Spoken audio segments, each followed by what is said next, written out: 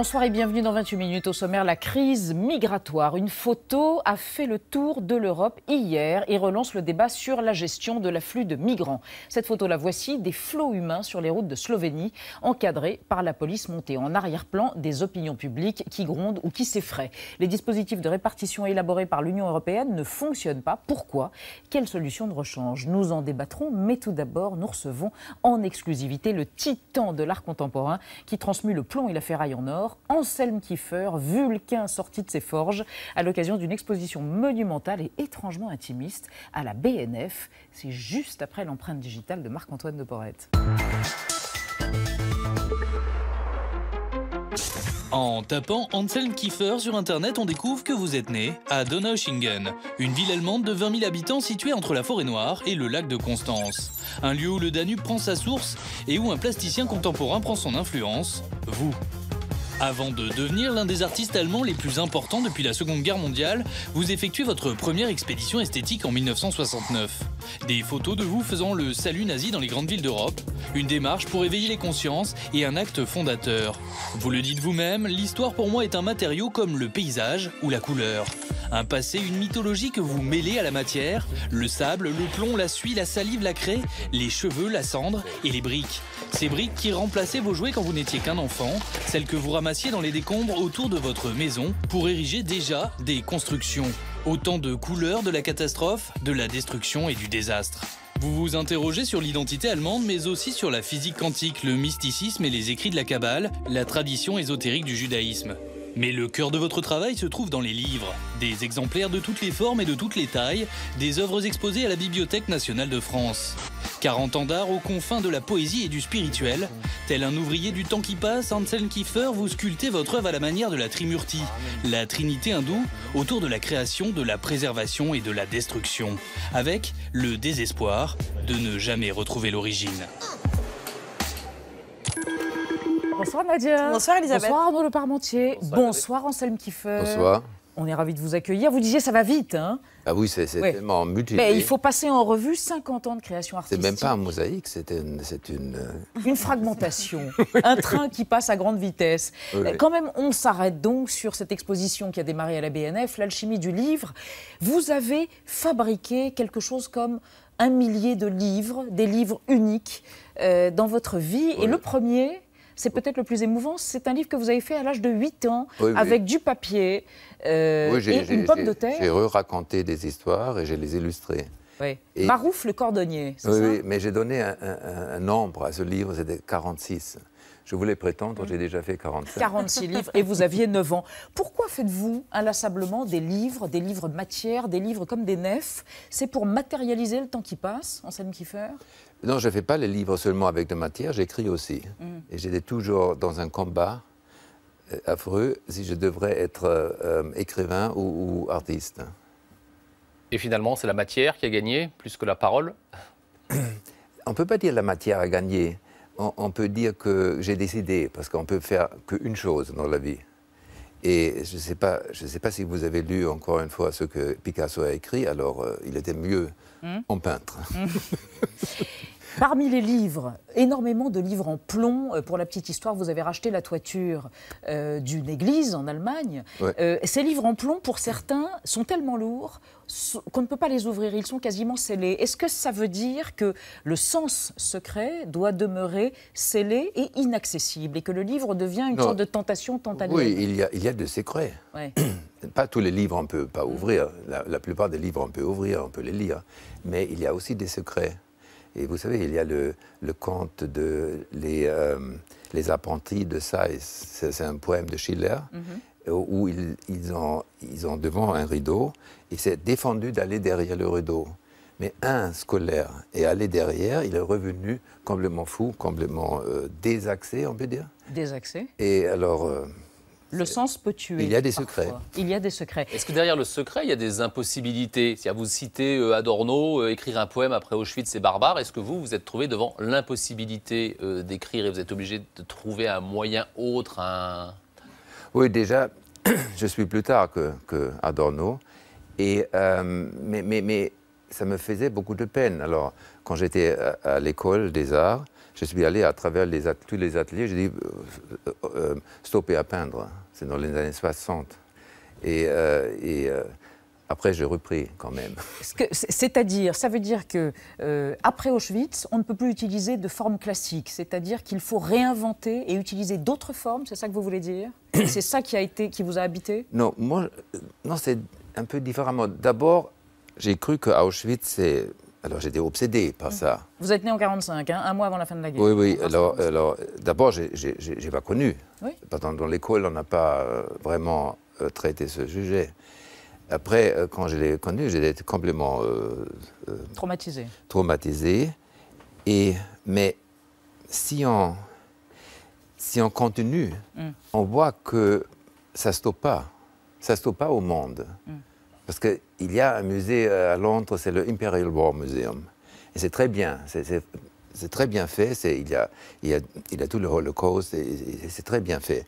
Mais ils ont une idée derrière que après Hitler, tout sera bien. Et on voit, c'est pas bien, c'est pas vrai.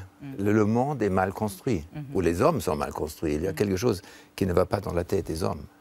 Et c'est ce désespoir, d'une certaine façon, qui vous a amené à étudier la Kabbale juive et à être, on le voit dans votre travail, absolument fasciné par le judaïsme. Oui, parce que moi, je suis éduqué catholique. J'étais homme de, comment dire, garçon de cœur. Petit garçon, enfant de cœur. Vous chantiez. Et je voulais être pape une fois. Alors, j'étais vraiment engagé. Ah oui Oui, oui. Il n'y a pas besoin de croire qu'on pourrait être pape. Il suffit de s'agenouiller. Après, ils m'ont dit, seulement les Italiens peuvent être pape. Ah zut. Mais vous voyez, il y a un Argentin. Voilà. On a eu un Allemand, mais ça n'a pas réussi, non? Oui. Sans commentaire. Et j'ai vu que dans les années 80, je suis allé en Israël, j'ai fait des expositions et j'ai découvert à travers de Gershom Scholem le judaïsme, la mythologie judaïque, et j'ai vu que c'est beaucoup plus vaste que l'idéologie catholique. Dogme. Parce que les catholiques, ils ont forcé les choses parce qu'ils voulaient qu'il y a une seule chose qui est vraie. Ils voulaient comment dit-on, beschränken. Affirmer, imposer. Imposer des bordures. Oui. Parce qu'ils voulaient vaincre. Ils voulaient vaincre dans le monde. Et le judaïsme, pas. Alors, il y a, par exemple, en Espagne, il y a Isaac Luria, par exemple, qui est fantastique. Et tout ça, c'est toujours là. Et puis, c'est la religion du livre. Et ça nous ramène aux livres et à vos livres. Et vous savez, des Juifs, ils croient que les lettres, les caractères sont saints. Oui. Alors, on peut composer les caractères comme on veut. Il y a toujours un sens que nous ne pouvons pas comprendre, mais un jour on peut le comprendre. Alors c'est très important, les livres, pour ça. Quand on voit votre univers pictural, plastique, la mélancolie, la ruine, tout ça c'est prégnant, mais en même temps l'érotisme. Il y a de l'érotisme dans un livre. Quand on ouvre un livre, quand on le fende, quand on caresse un livre, c'est très érotique. Mais on peut faire... Est-ce que c'est présent dans votre travail? On peut faire l'amour dans les ruines, non? On peut faire l'amour dans les ruines, très bien. C'est pas exclu. Anselm Kiefer, vous êtes passionné par la physique et l'astrophysique. Vous vous interrogez sur le sens de la vie et on a fait venir un physicien qui est un ami de l'émission, il s'appelle Étienne Klein et il a la particularité d'être un artiste, un écrivain et aussi d'avoir participé à la conception du fameux grand collisionneur de particules, le collisionneur de particules du CERN, à propos duquel on parlait du boson de Dieu, le boson de Higgs. Donc voilà, Étienne Klein, Anselm Kiefer, vous êtes serré la main. Au commencement, là? J'étais dans l'équipe qui a conçu le LHC à ses tout débuts avant qu'il soit décidé. Ah oui. C'est à lui qu'il faut demander quel est le sens de la vie. Je vous demande, vous croyez qu'il y a des simple, s'il vous plaît. Qu'il y a des choses... Pardon? Question simple. Oui, très simple. Il y a la vérité. Non, il y a peut-être une vérité quelque part, mais je ne pense pas que les scientifiques visent la vérité. Ils visent ce qu'on pourrait appeler des vérités de science, qui sont des choses assez solides. Il ne faut pas dire que la science est le doute. Non, il y a des choses qui sont acquises. Par exemple, nous savons que la Terre est ronde, nous savons que la Terre tourne autour du Soleil, qui lui-même tourne autour du centre de la galaxie. Ouais. Nous savons que l'univers est en expansion. Ouais. Nous savons que l'atome existe. Nous savons que l'atome qui existe n'est pas l'atome des Grecs. Donc c'est quelque chose qui est différent de ce qu'on... Mais sait-on d'où on vient? Et surtout chaque fois qu'on découvre quelque chose qui est vrai, on découvre un autre espace énorme où on ne connaît pas. Alors ça devient, ce qu'on ne connaît pas devient toujours plus grand. Oui, mais il faut quand même mesurer tout ce qu'on connaît, et c'est énorme aussi. Oui. Et on est capable de raconter l'histoire de l'univers, non pas depuis le début, d'ailleurs on ne sait pas s'il y a eu un début. Quels furent les premiers instants de l'univers? Je crois que c'est une question qui tarabuste pas mal Anselm Kiefer. Oui, mais c'est une question qui suppose qu'il y a eu un instant zéro. Oui. Or, nous ne savons pas s'il y a eu un instant Non, non, zéro. on va dans l'infini, parce Voilà. que qu'est-ce que c'est zéro? Qu'est-ce que c'est nichts? C'est une question. Est-ce que c'est rien, zéro? Alors, si on est né de rien, c'est-à-dire que le rien dont on est né, le néant originel, est devenu capable de cesser d'être le néant. Et un néant qui peut cesser d'être un néant, c'est déjà quelque chose. Oui, C'est-à-dire qu'on tombe sur des contradictions comme celle-là. Mais ce qui est important, c'est non pas de viser la vérité directement, mais de s'en approcher. Oui.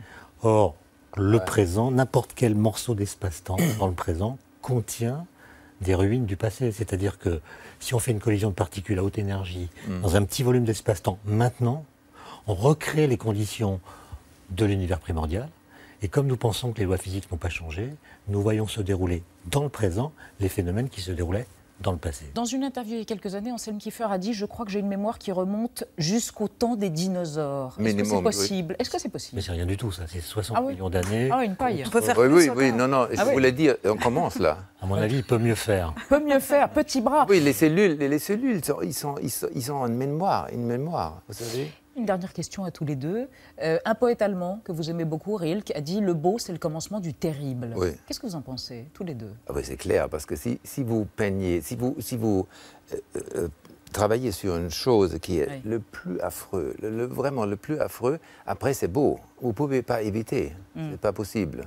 Étienne Klein? Moi, je prendrais ça plutôt comme une relation qu'il n'y a pas entre le vrai et le beau. C'est-à-dire qu'il y a des théories qui sont extrêmement belles d'un point de vue mathématique, qui sont esthétiques, et qu'un minable fait vient démontrer fausse. Donc c'est pas parce qu'une théorie nous plaît qu'elle est vraie. Et aujourd'hui, on a tendance à déclarer vraies les idées qu'on aime, tout en prétendant aimer la vérité. Et donc, il n'est pas sûr que la vérité soit gaie. Voilà. Je pense que cette conversation entre vous deux va se poursuivre sans nous, après l'émission, et loin, et peut-être à la BNF, et peut-être en Allemagne, ou peut-être au CERN, je ne sais pas. Merci de vous être prêtés au jeu de la rencontre, en tout cas, Étienne Klein et Anselm Kiefer. On vous offrira le dernier livre sur Majorana, Anselm Kiefer, dernier livre d'Étienne Klein, superbe enquête poétique. Et ça, c'est l'alchimie du livre, une exposition qui a démarré à la BNF jusqu'à 2016. Voilà le catalogue. On vous l'offre aussi, Étienne Klein. Merci à tous les deux en attendant l'expo au Centre Pompidou. Et place au débat sur la crise des migrants, la perspective d'une fermeture des frontières européennes et les frappes renouvelées de l'armée syrienne renforcées par la Russie ont précipité sur les routes de nouveaux migrants. 35 000 personnes seraient entrées en Slovénie depuis le week-end dernier, un record battu. Les dispositifs de répartition ne fonctionnent pas. Que faire? On en débat après la mise au point de Sandrine Le Calvez. C'est un flot ininterrompu. En 5 jours, 35 000 migrants sont entrés en Slovénie. Celle que l'on appelle la Suisse des Balkans, parce qu'elle ne compte que 2 millions d'habitants et que d'ordinaire il ne s'y passe pas grand-chose, est à son tour débordée par des arrivées massives de réfugiés, de plus en plus éprouvés. Je suis vraiment malade. Après toute cette route, on est fatigué, il fait froid, il pleut. Où est-ce qu'on va aller? Avec l'approche de l'hiver, la situation des réfugiés devient très critique sur la route des Balkans. Une route qui évolue au fur et à mesure que les frontières se ferment. La Hongrie a verrouillé l'accès à l'espace Schengen. Alors les migrants la contournent pour rejoindre l'Allemagne, la Suède ou la jungle de Calais. Face à cette crise des réfugiés, l'Europe est sous pression. Jean-Claude Juncker a convoqué un sommet dimanche prochain avec les pays des Balkans. Je n'aime pas cette Europe. Cette Europe qui se nombrilise, cette Europe qui se ferme aux espoirs et à l'attente des autres. Comment contrôler les frontières et accueillir les migrants qui fuient le chaos syrien?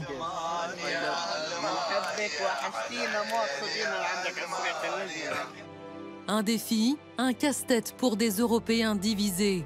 Les discussions sur la répartition des réfugiés ont été houleuses le mois dernier. Et la Turquie se fait prier pour retenir dans ses camps de réfugiés les nouveaux arrivants. Comment l'Europe peut-elle faire face à l'ampleur de la crise? Bonsoir à tous les trois. Jacques Rupnik, bonsoir. Vous êtes directeur de recherche à Sciences Po, spécialiste de l'Europe centrale et orientale. Vous êtes à l'Est comme un poisson dans l'eau. Votre père est slovène. Il vient de la Suisse des Balkans, comme on vient de le dire. Et vous avez été conseiller du président tchécoslovaque Václav Havel de 90 à 92. Vous publiez Géopolitique de la démocratisation. Ça, c'est aux presses de Sciences Po. Et je précise que sur cette question de l'Europe et des réfugiés, vous considérez que tous les pays d'Europe centrale et orientale ont le sentiment désagréable que les décisions prises à Bruxelles sont prises sans eux et sans les consulter. À côté de vous, Gérard-François Dumont, bonsoir. Vous êtes géographe, vous êtes directeur de la revue Population et Avenir, Géopolitique de l'Europe de l'Atlantique à l'Oural. On l'avait déjà montré le mois dernier. Voilà, paru au PUF. Vous estimez que l'Europe ne travaille pas dans la complémentarité. Ça, c'est pour les gouvernements plutôt. Et puis, vous estimez aussi, en bon géographe, que l'Europe a des marges de peuplement. On en parlera évidemment tout à l'heure. À côté de vous, Geneviève Jacques. Bonsoir madame, présidente de la CIMAD. La CIMAD, c'est le comité inter-mouvement auprès des évacués. Et pour vous, la seule et vraie question, la seule et vraie solution, c'est de permettre aux réfugiés des voyages légaux avec des visas préaccordés. Une question d'un internaute et on y va. Je vous la lis tout de suite. Les interventions russes et iraniennes ont mis encore plus de réfugiés sur les routes. L'Europe s'est-elle préparée à cela? Gérard-François Dumont, la semaine dernière, cette semaine plutôt, 35 000 personnes ont fui Alep en Syrie. Ça en fait de potentiels candidats à l'exil. Est-ce que l'Europe a anticipé ces déplacements de population? L'Europe ne sait pas encore ce qu'est un exode, alors que malheureusement, il y en a eu une bonne dizaine au cours du XXe siècle, et surtout ne fait pas la différence entre les exodes. C'est-à-dire qu'il y a des exodes liés à des régimes liberticides, comme cela est arrivé à partir du Vietnam ou tout simplement à partir de Cuba toutes ces dernières années, qui continuent d'ailleurs. Et puis, il y a des exodes liés à des guerres civiles. Or là, en l'espèce, la Syrie, la guerre civile a commencé en 2011 et les Européens commencent à se réunir en 2015 pour s'interroger sur un exode qui inévitablement allait venir dans la mesure où aucune décision politique n'a véritablement été prise pour essayer de résoudre cette guerre. Le chiffre du jour, Arnaud Le Parmentier. Le chiffre du jour, c'est 12 600. On l'a déjà entendu. C'est donc le nombre de réfugiés entrés hier en Slovénie. 12 600, c'est énorme pour un petit pays de 2 millions d'habitants. Alors, normalement, on aurait dû éviter ou maîtriser cet afflux avec les accords de répartition des réfugiés. C'était il y a un mois entre Européens. Alors, Jacques Rupnik, est-ce que ces accords sont déjà caducs et est-ce que, finalement, tout le plan européen ne marche pas? Il est dépassé. Disons que les mesures qui ont été prises, répartir 120 000 réfugiés, au moment même où l'Allemagne, la chancelière, parlait de 800 000, rien que pour l'Allemagne. Le ministre de l'Intérieur allemand de Maizière parlait d'1 million. Donc on était dans un décalage complet entre les chiffres annoncés et les chiffres qu'on allait répartir. Donc déjà on avait un... Mais pourquoi? Pourquoi ce chiffre bas? D'abord pour ne pas effrayer des populations. Il a été minimisé volontairement. Je crois qu'on voulait commencer en ne mettant pas la barre trop haut pour permettre un consensus autour de la question des quotas. Pourquoi? Parce qu'il y avait un certain nombre de pays, dont les pays d'Europe centrale, qui étaient résolument contre l'idée même de quotas. Est-ce que ce n'est pas une bonne idée de commencer par quelque chose de difficile? De toute manière, quand il y a une vague comme ça, on est submergé. Donc est-ce que ce n'est pas plus raisonnable de commencer par quelque chose qu'on sait faire, mal, mais au moins d'amorcer la pompe? Oui, le mot quota a peut-être choqué certains, mais disons un système de répartition. Mais à ce moment-là, la répartition doit être revue, mise à jour périodiquement. Or, c'est précisément ce que n'a pas accepté l'Union européenne. Ils ont fait une décision pour une répartition, et je crois que c'est pour ça qu'elle est dépassée. Maintenant, on le voit avec l'arrivée massive des migrants. Nadia, Frontex ne peut pas compter les migrants. Enfin, ils essayent, mais ils voient double, voire ils voient triple. C'est ce qu'on a découvert cette semaine, puisque donc, les chiffres de Frontex, l'Agence européenne de surveillance des frontières, viennent d'être publiés, les dernières statistiques, donc sur le nombre total de migrants entrés dans l'Union européenne entre le 1er janvier et le 30 septembre. Ce chiffre, il serait de 710 000 migrants. C'est un chiffre très précis. Et ça fait tiquer un certain Nando Sigona. Il est chercheur à l'université de Birmingham, spécialiste des questions migratoires. Il a interpellé Frontex sur les méthodes, sur la manière dont il calcule tout ça. Et Frontex a fait un aveu parfaitement sidérant. Voici ce qu'ils ont écrit, ce qu'ils ont expliqué.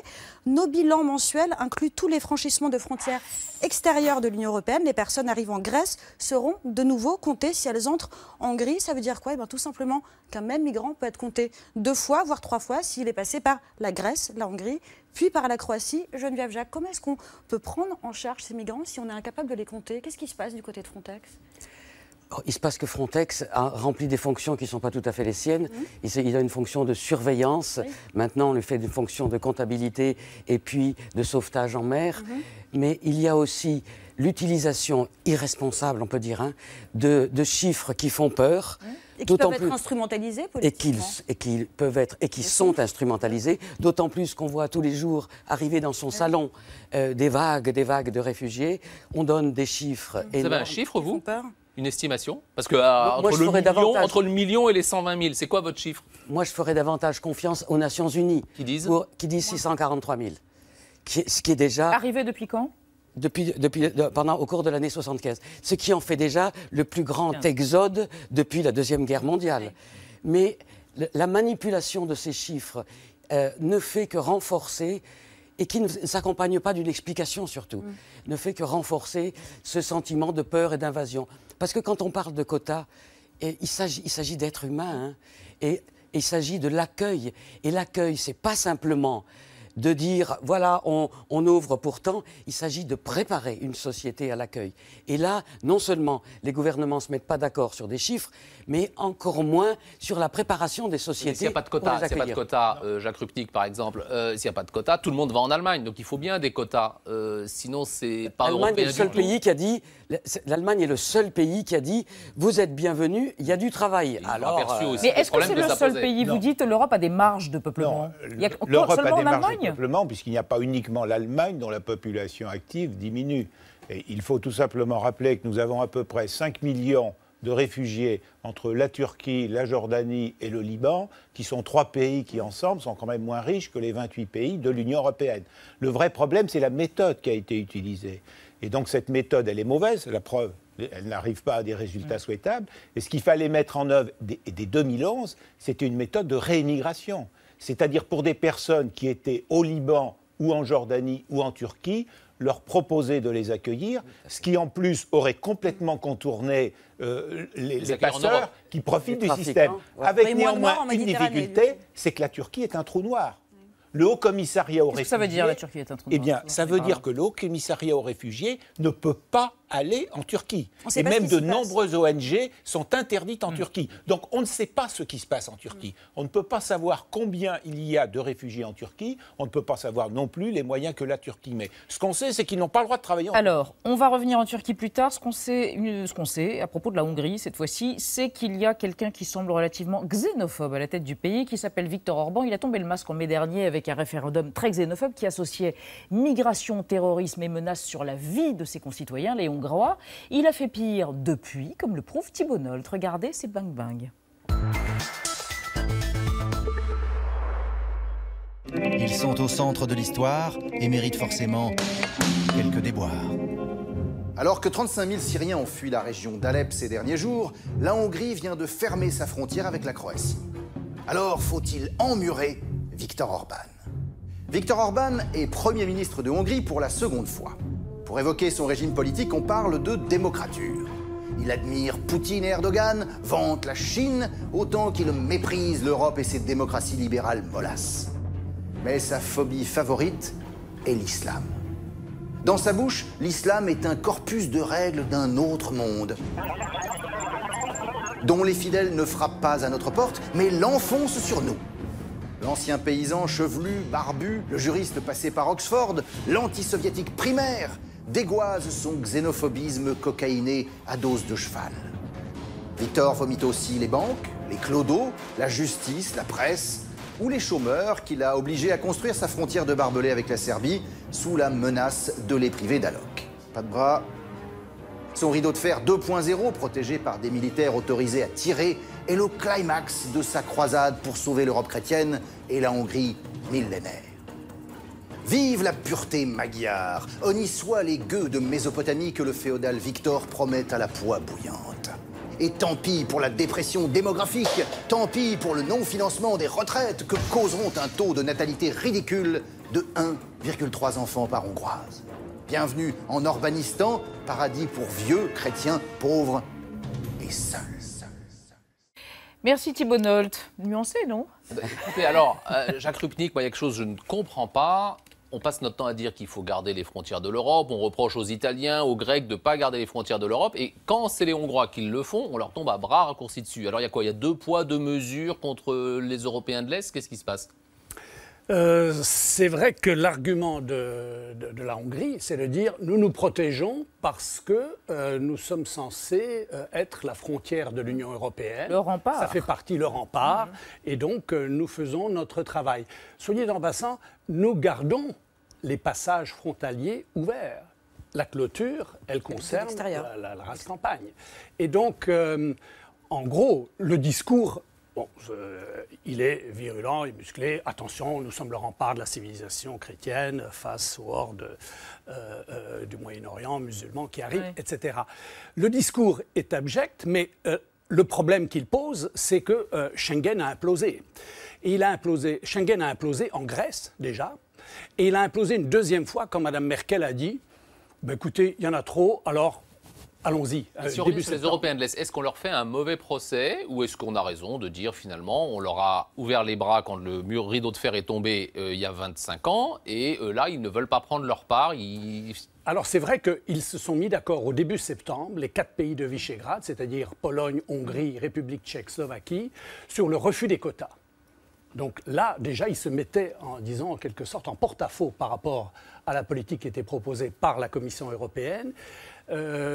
Essentiellement parce qu'ils avaient l'impression qu'on leur imposait quelque chose. Mais évidemment, vous allez me répondre, si on leur impose pas, si on n'impose pas une solution, on ne va pas labrer pendant que les migrants arrivent. Donc c'était une façon de ne pas répondre au problème. Le pays qui a modifié sa position, c'est la Pologne, parce qu'il y a un président du Conseil européen qui est polonais. Il y a 1 an, il était Premier ministre de la Pologne, et il a fait évoluer sa collègue présidente du parti polonaise, Madame Kopacz, qui a donc adopté, qui a donc fait machine arrière sur les quotas et qui a... Là, vous parlez des chiffres, mais dans ces pays de l'Est, en Slovénie par exemple, en Hongrie, il y a un sentiment chez les hommes politiques, mais aussi dans l'opinion publique, d'une menace civilisationnelle, de quelque chose qui est plus rampant, plus insidieux et qui est très fort. Ce sont des pays qui se vivent comme étant des nations homogènes, c'est ça? Ils se sentent attaqués? Il y a plusieurs choses. Il y a d'une part, historiquement, ils étaient le rempart face aux Ottomans. Les Ottomans sont arrivés jusqu'à Budapest, donc faut comme ça, jusqu'aux portes de Vienne. Donc il faut savoir, historiquement, ça résonne. Deuxièmement, pendant la guerre et l'après-guerre, ils ont homogénéisé. Hitler a exterminé les Juifs, Staline a favorisé le déplacement des Allemands. La Pologne est aujourd'hui un État homogène. La République tchèque est un État homogène. Après la séparation avec la Slovaquie, enfin seul. Donc, ce sont des États homogènes. Ils n'ont pas connu, pendant tout l'après-guerre, puisqu'ils étaient fermés dans le système de la guerre froide, avec le rideau de fer, ils n'ont pas connu les mouvements de population. La libre circulation. Et surtout des migrations postcoloniales. Il y a une peur de l'islam aujourd'hui, il y a une peur, une haine de l'islam caractéristique. Haine, je ne sais pas, méconnaissance en tout cas. Puisqu'il y a une peur dans des pays où il n'y a pas de musulmans. Moi j'étais à Prague pour un débat sur ces questions, pour trouver en face de gens qui avaient très peur de l'islam. Vous avez très peur, il y a 5000 musulmans en République tchèque. Quelqu'un vous a dit je vis dans un pays où il y en a 5 millions. Il faut savoir relativiser ses peurs. Donc, mais ils ont l'impression donc que ce que l'Europe occidentale, en gros, essaye de leur imposer, c'est un modèle de société, un modèle multiculturel qui, de leur point de vue, est un échec. Parce que, ici, vous nous dites que c'est un échec, mais Mme Merkel, en décembre 1990, au congrès de la CDU, a dit que c'était un échec complet. Donc, Mme Merkel a changé d'avis. En 2010, oui. 2010, oui. Pardon. Et donc, Mme Merkel a changé d'avis, c'est son droit, mais le modèle multiculturel, ça les inquiète. Pardon. Peut-être non, Geneviève Jacques ou Gérard-François Dumont, quand vous entendez cet exposé, est-ce que vous comprenez ou est-ce qu'au moins c'est acceptable ce discours? Non, moi je considère que la réalité est beaucoup plus complexe que cette division, soi-disant, Est-Ouest au sein de l'Union européenne. Parce que quand vous examinez les positions des différents pays, vous voyez par exemple que la position de la France n'a rien à voir avec celle de l'Allemagne. En Allemagne, le demandeur d'asile, au bout de 3 mois, il a le droit de travailler. Ce n'est absolument pas le cas en France. Vous regardez la position au Royaume-Uni, elle est encore différente. Vous regardez le Danemark a décidé de fermer partiellement ses frontières avec l'Allemagne. Donc la réalité est beaucoup plus nuancée. Moi, je viens d'Espagne, et là, on a encore une autre position, parce que les Espagnols disent « Nous, on a fait un effort pour respecter les règles Schengen au niveau du détroit de Gibraltar, etc. » Aux autres, construit un mur. Et les autres ne l'ont pas fait. Donc, en réalité, chaque pays regarde midi à sa porte, en quelque sorte. Et donc, on est au-delà de cette dualité. Geneviève Jacques, on évoque parfois la mauvaise volonté des réfugiés qui refuseraient de se plier à certaines procédures en Grèce, qui refuseraient d'aller dans les pays où on espère les envoyer à travers cette répartition. Le Luxembourg a été cité, 50 réfugiés seraient accueillis par le Luxembourg. Personne ne veut aller au Luxembourg. Est-ce qu'il y a une réelle mauvaise volonté? Est-ce que ça vous semble acceptable? Non, mauvaise volonté, non. Enfin, vous mettez des guillemets. Oui, bien sûr. Non, ce n'est pas mauvaise volonté. Il faut réaliser que les gens qui entreprennent cet exode, avec tout ce que ça représente, comme sacrifice, etc., ils ont un projet en tête. Et ils savent très bien que si le point d'entrée c'est la Grèce ou l'Italie, mais en ce moment c'est essentiellement à partir de la Grèce, ils savent très bien, parce qu'ils sont connectés aussi, que ce petit ils savent où ils veulent aller. Quelle que soit la générosité du peuple grec, ils n'y trouveront pas d'avenir. Ils imaginent un avenir en exil. Et l'avenir, c'est des conditions économiques où ils pourront travailler et la sécurité, mais c'est aussi des pays qui soient un peu accueillants, où on imagine qu'on va pouvoir vivre son temps d'exil. Il y en a encore des pays oui, la Hongrie, je ne sais pas si on aurait envie les uns les autres d'être exilés en Hongrie en ce moment. La France a la mauvaise réputation, la France de plus en plus. Et la France, malheureusement, et qu'elle y est pour quelque chose, ne donne pas une image d'un pays accueillant et généreux, mais c'est là le défi à changer. Arnaud, des solutions alors? Les solutions, on va essayer de les trouver. Merkel est quand même débordée par ces migrants, même si elle a dit qu'elle accueillait tout le monde. Alors elle a eu une idée avec les Européens. Pourquoi ne pas revenir au statu quo d'avant, c'est-à-dire retourner en Turquie et dire aux Turcs, gardez les Syriens qui patientaient chez vous depuis 2 ans. Alors on écoute, on regarde la réaction du Premier ministre turc Ahmet Davutoglu après la visite de Madame Merkel. Nous ne pouvons pas accepter un accord sur la base suivante. Donnez-nous de l'argent et les migrants restent en Turquie. Et je l'ai dit à Merkel, personne ne doit attendre de la Turquie qu'elle se transforme en un camp de concentration où resteraient tous les réfugiés. Alors Geneviève Jacques, est-ce que ça ressemble à des camps de concentration, les réfugiés en Turquie? Alors pour le moment, d'après ce que je sais, il y a 2 millions de Syriens et Irakiens. Ils sont dans des camps, dans des villages dans Istanbul 15% sont dans des camps et les autres sont à Istanbul, Izmir, etc., dans toutes les villes de Turquie, où il y avait un début d'intégration pour quelque temps. Les gens peuvent se serrer dans un petit appartement, etc. Maintenant, au fur et à mesure que la situation en Syrie, que la solution en Syrie semble s'éloigner, au fur et à mesure que Daesh accroît ses sévices, l'idée, l'espoir de rentrer en Syrie et en Irak s'éloigne. Et donc les gens se disent, mais on n'a pas d'avenir en Turquie. Donc ce sont ces gens-là qui partent. Et si la Turquie laisse partir ces 2 millions de réfugiés, d'abord, est-ce qu'ils iront vers l'Europe, Monsieur Dumont, ou est-ce que... Il est clair qu'aujourd'hui, on a un rapport de force entre la Turquie et l'Union européenne qui est absolument évident. Donc la Turquie, elle veut essayer d'obtenir davantage de l'Union européenne en contrepartie du fait qu'elle donnerait, par exemple... C'est du chantage ou c'est de la négociation normale? C'est du rapport de force, c'est de la géopolitique. Donc on le voit très bien, M. Erdogan est très content parce qu'il y a une belle photo de lui en compagnie de Mme Merkel. À Istanbul, pas Ankara. Et il espère que ça va lui permettre de gagner davantage de voix pour les élections qui ont lieu le 1er novembre. Donc on est en pleine géopolitique. Et d'ailleurs, les Turcs ont dit la vérité. Ils ont dit, écoutez, nous, on peut vous en envoyer 2 millions si vous ne faites pas de gentillesse avec nous. Donc vous avez vu que Mme Merkel a promis de réouvrir certains chapitres des négociations. Mais pour les réfugiés, c'est quoi la solution? Quelle solution pour les réfugiés eux-mêmes? Quelle solution? D'abord, juste un mot. Quand on a dit camp de concentration... C'est une question, Arnaud Le Parmentier peut poser la question. Camp de réfugiés, d'accord. Camp de concentration, je suis fils de déporté. C'est pour faire hurler Merkel. Bon, déjà, vous me faites hurler, moi. Camp de concentration, on fait attention à ça, à employer... Ce sont les mots du ministre. C'est le ministre, c'est pas nous qui avons inventé ça, c'est M. Davutoglu. Oui, Monsieur le ministre emploie des mots, et pas seulement ça, enfin tout le chantage qu'ils ont fait, toujours tout à double détente avec eux. on se tourne vers l'Europe, c'est pour liquider l'héritage kémaliste de la Turquie sécularisée. On prétend lutter contre Daesh, mais c'est pour régler leurs comptes aux Kurdes. Enfin, ils jouent double jeu constamment, les Turcs. Et on l'a vu là dernièrement avec Mme Merkel, ils lui ont fait un grand numéro. C'est intéressant d'ailleurs qu'ils négocient avec Mme Merkel et non pas avec M. Juncker. C'est une faute de Mme Merkel. Pourquoi elle y est allée toute seule?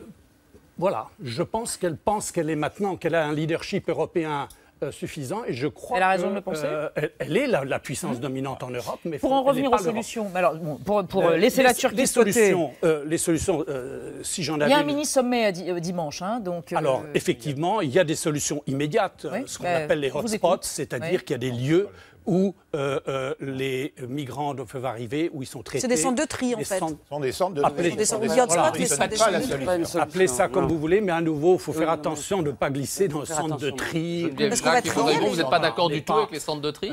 Moi, j'ai toujours été en désaccord avec les centres de tri, parce que j'ai toujours considéré que ça ne marcherait pas, parce que ça tombe sur un raisonnement quantitatif, alors qu'il y a une réalité humaine de personnes comment précisément faire en sorte que les deux ne soient pas contradictoires? Parce que c'est bien le cœur du débat. Il y a déjà deux pays à regarder de très près, le Liban et la Jordanie. Concernant le Liban et la Jordanie, il faut les aider, et notamment les aider en mettant en place des procédures de réémigration. Et la deuxième solution? Et la deuxième solution, c'est vrai qu'il faut obtenir de la Turquie que le HCR, le Haut Commissariat aux réfugiés, puisse aller en Turquie et intervenir en Turquie. C'est la conclusion. Un dernier mot. Il faudra s'attaquer aux causes. Il faudra s'attaquer aux causes, qui est quand même la guerre et la situation en Syrie. Parce que l'Europe, elle accueille les migrants, mais elle n'a pas de politique d'étrangère et de sécurité qui traite le problème du voisinage, qui est maintenant un voisinage menaçant à l'intérieur. Merci à tous les trois. Nous en reparlerons, j'imagine, d'ici quelques semaines. L'émission continue. En attendant, Xavier Mauduit et Jean-Mathieu Pernin, deux points de vue malicieux, décalés sur l'histoire et l'actualité. Après Désintox, ce soir dans Désintox, campagne présidentielle américaine. On vient d'apprendre que Joe Biden se retire. Le point sur la fiscalité selon Donald Trump. Candidat multimillionnaire à la primaire républicaine, Donald Trump est un homme complètement désintéressé. La preuve, en présentant son plan fiscal lundi 28 septembre, il a assuré sans vergogne... Ça va me coûter une fortune. Le magnat de l'immobilier qui a reconnu quelques jours plus tard avoir gagné 605 millions de dollars en 2014 a bien insisté sur les mesures favorables aux plus faibles revenus, mais a oublié de préciser qu'il allait lui aussi bénéficier de la suppression de certains impôts. Même si les détails de son plan n'ont pas encore été tous révélés, le Washington Post s'est penché sur les annonces de Donald Trump, qui devrait en réalité l'assurer de continuer à gagner une fortune. Sous prétexte d'encourager la création d'entreprises, il prévoit notamment de baisser la taxe qui leur est imposée de 35% actuellement à 15%. Un moyen, selon son slogan, de rendre l'Amérique grande à nouveau, mais aussi de s'assurer de payer largement moins d'impôts. Et Trump de promettre aussi de supprimer la taxe sur les droits de succession, car selon lui, beaucoup de familles vivent un véritable enfer lorsqu'elles doivent s'en acquitter.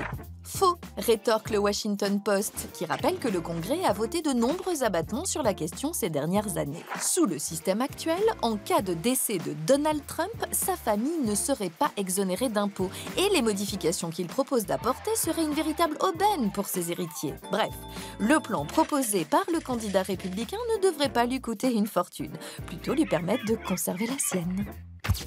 Merci Désintox, bravo pour la caricature. Nos amis Jean-Mathieu Pernin, Xavier Mauduit sont de retour pour des informations dingues. Et pour rétroéclairer le présent avec le passé. Alors, Xavier, Platini est visé par une procédure de la commission d'éthique de la FIFA, ça existe? La commission d'éthique de la FIFA? Non mais on peut en douter. Et ça vous a fait penser à Eupolis. Que fit Eupolis? Oh, vous allez voir, c'est terrible, une histoire de corruption. C'est un as du pugilat, c'est un boxeur, et ça nous conduit à Olympie en 388 avant Jésus-Christ. C'est la 98e édition des JO, et Eupolis, voilà, se dit qu'il va gagner, il est très fort en pugilat. Alors bon, ce qu'il faut surtout dire, c'est que ce Eupolis de Thessalie est le premier tricheur de l'histoire du sport, en tout cas c'est ce que nous dit Pausanias, l'écrivain grec du IIe siècle. Alors Eupolis, quand il arrive aux Jeux Olympiques, a affaire à une très très forte concurrence, vous allez vous en rendre compte, c'est terrible. Il y a Agétor l'Arcadien. Il est hyper fort. Hein. Il y a Prytanès de Cyzique, très très fort aussi, mais surtout, il y a Formium d'Halicarnasse. C'est celui qui a gagné aux Jeux Olympiques précédents. Donc là, Eupolis se dit, bon, c'est cuit. Non, il y a une solution, je vais acheter les autres. Et c'est mal, c'est très vilain, mais il le fait, il a raison, parce qu'il gagne. Sauf que voilà, la tricherie est alors balbutiante et proposer de l'argent pour gagner, d'accord, mais encore faut-il le verser, Police ne paye pas. Alors les autres se plaignent, la tricherie est dévoilée et Police est arrêté évidemment par la police. Alors ça pourrait s'arrêter là. On a compris. Non, c'est triste parce que la dénonciation aussi est balbutiante. Et oui, les autres, les corrompus, avaient déjà touché l'argent.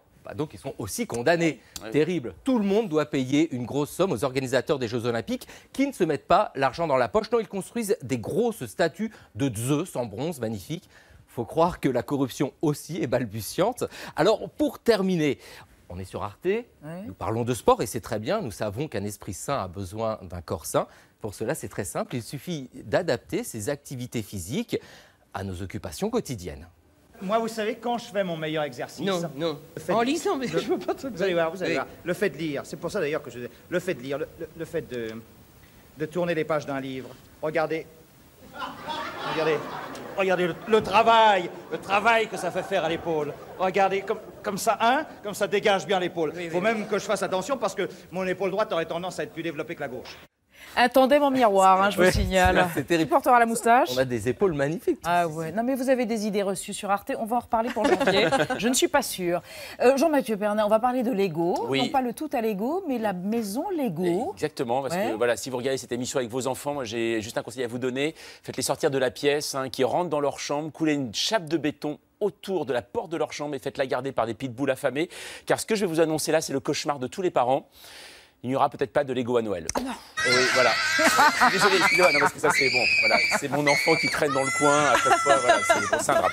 Donc voilà, donc en tout cas, la marque de jouets danoise a annoncé être en rupture de stock, voilà, pour les fêtes de fin d'année à cause d'une trop grande demande. Alors c'est vrai que Lego, c'est numéro 1 du jouet dans le monde. Rien qu'au premier semestre 2015, ils ont engrangé 1 milliard d'euros de bénéfices parce qu'ils se sont associés à des films qui marchent très fort comme Star Wars. Ils font des produits dérivés. D'ailleurs, bientôt la boîte Lego 28 minutes, allez sur notre site pour la commander.